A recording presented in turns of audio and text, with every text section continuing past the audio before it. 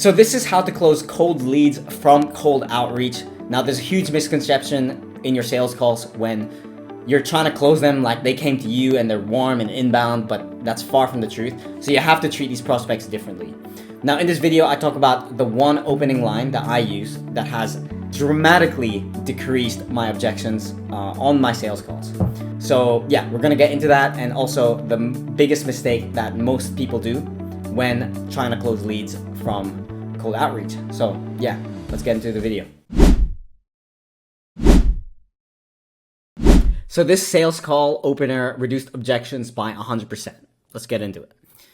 So what most people do is they build rapport. So they ask questions like, you know, how are you? Where are you calling from? How's the business?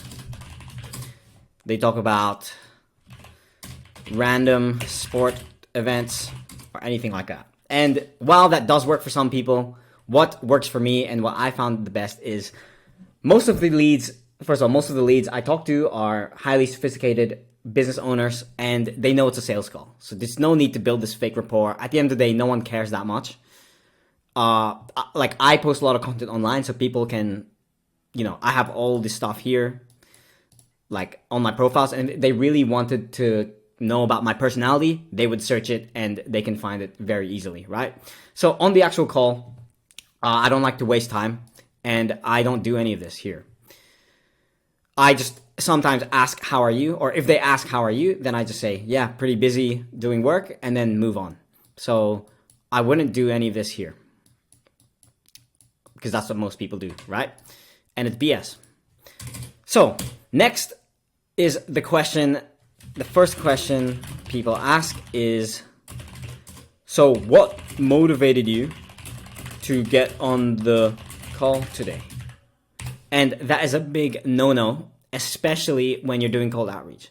So when you do cold outreach, it's from a cold call, cold email, cold DM, or anything similar.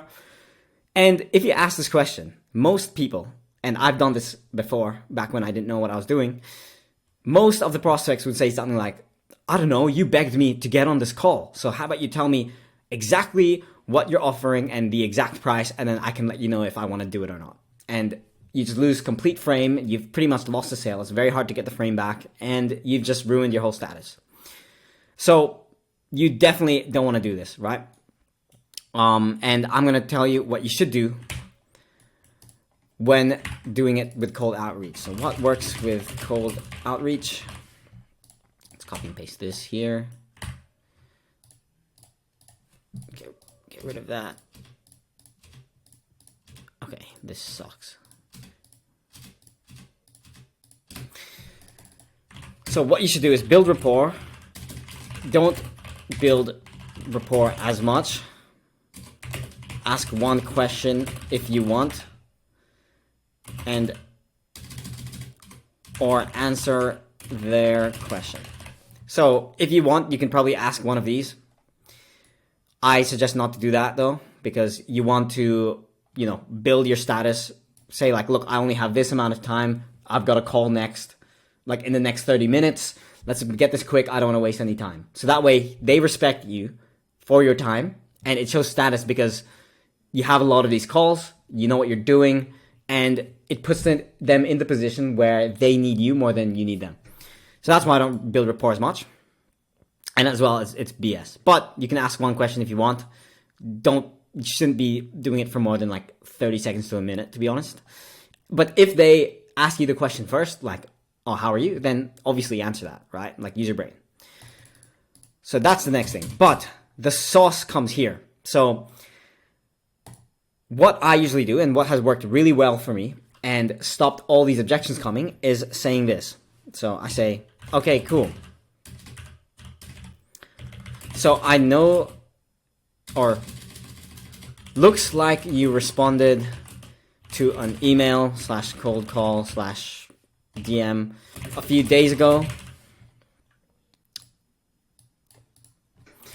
And maybe looking at a few options for lead gen, right? And because I'm selling lead gen, it's a very open-ended question, but yeah, usually they're like, yeah, I remember the email you sent me. You talked about this offer, and I checked out your profiles, and you seemed legit. So yeah, I decided to book a call. Shouldn't ramble on too much, but sometimes they do, and you need to cut off accordingly. But yeah, so their response would be like,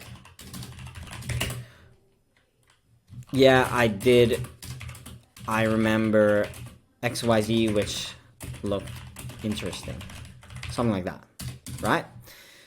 Then here is the next part of the sequence. So what you should do is say like, cool, let me set up this call for you real quick.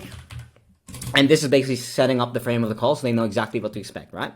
So you'd say something like, the first call is pretty basic. It's more for us to find out about how you're currently, and then like insert pain point. In my case, it would be lead gen, and the sort of results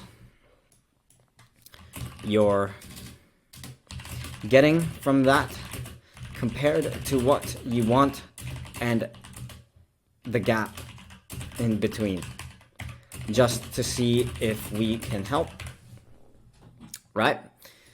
And then what I like to do is then towards the end of the call, if you feel like it might be what you're looking for, then we can talk about possible next steps. Would that make sense for you? Question mark. Cool. So yeah, this basically again outlines a call. So we say like, it's more about, what you're currently doing and to see if we can help. And then at the end of the call, if it makes sense, we can talk about the possible next steps. Now, what most people do are like, oh, we'll see if you're a good fit, and we're only accepting like 1 to 2 clients this month. It's like, if you're talking to highly sophisticated B2B prospects, it's, they can see right through it, and you can't really get away with this fake urgency stuff. If it's real urgency, sure. But if it's fake, I wouldn't suggest doing it. And yeah, I think a lot of more people respect you when you do it like this. You're straight to the point, no BS. And you just seem more like legit, right? You're not a scammy marketer. Cool. So their response would be something like, yep, makes sense. And then now this is where all the sauce comes in. So I think Alex Hormozi talked about this, but in Eminem in 8 Mile, in the last rap battle, Eminem says something like, he basically reiterates what the other guy would have said in his rap battle. So he says something like, yeah, I'm a bum. I live in a trailer with my mom. So he's already admitting it himself. So the guy he's rap battling can't use it against him because he's like already accepted it, right? So you use the same concept here with cold outreach because you've reached out to these leads, right? So what I say is, now I know we reached out to you, but what made you think that our messaging was relevant with us enough to book a call with us today? Or if you manually schedule them, you would say like, what was relevant enough to show up today? And usually I would say on top of that, I understand we sent you an email /DM/cold called, and I'm sure you get a lot of them. So I guess my first question would be, why would you get on a Zoom call with someone who sent you a cold email /DM, right?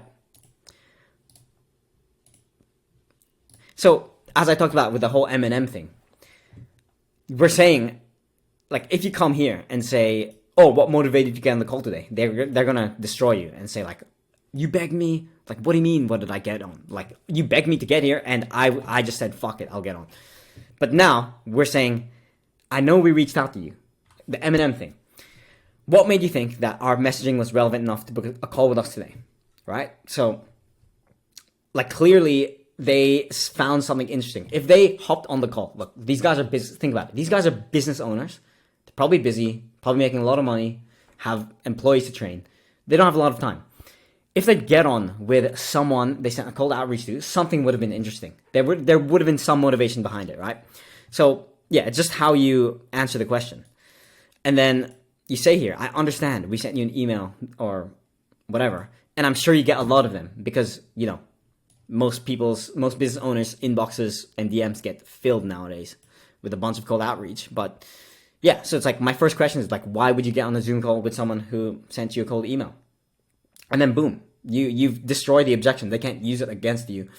Now you've like kind of flipped the frame from you outreaching to them, but you've kind of flipped it from them like wanting you and coming to you and hopping on the call, right?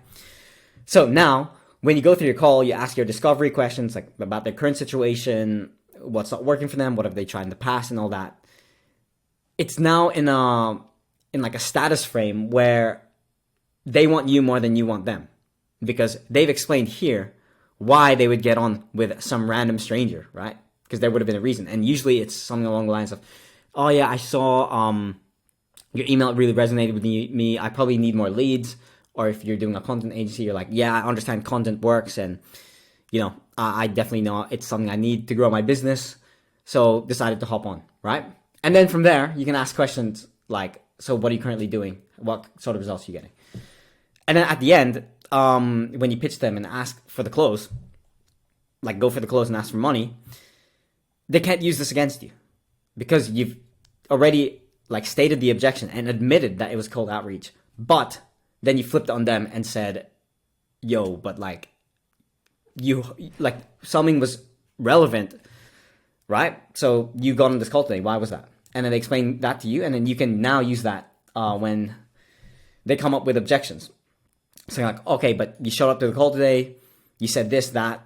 Like, do you still want that? And then they probably realize they do, and then you end up closing them. So yeah, that is how to close cold leads from cold outreach, because yeah, a lot of people get mixed up with this, and like it just ruins their whole sales process. So yeah, you have to understand leads from cold outreach are different from inbound leads who've watched your content for a full year, right? Or even from ads, because this is like you ask them to get on the call and then they said yes. But then if you answer it like this, then you've completely flipped the frame. And now it's, now you can start selling like it's an inbound lead. But yeah, hope you guys enjoyed the video. Try this out for yourself. Let me know how it works. And yeah, hope you guys get the best results. That's it. Thanks.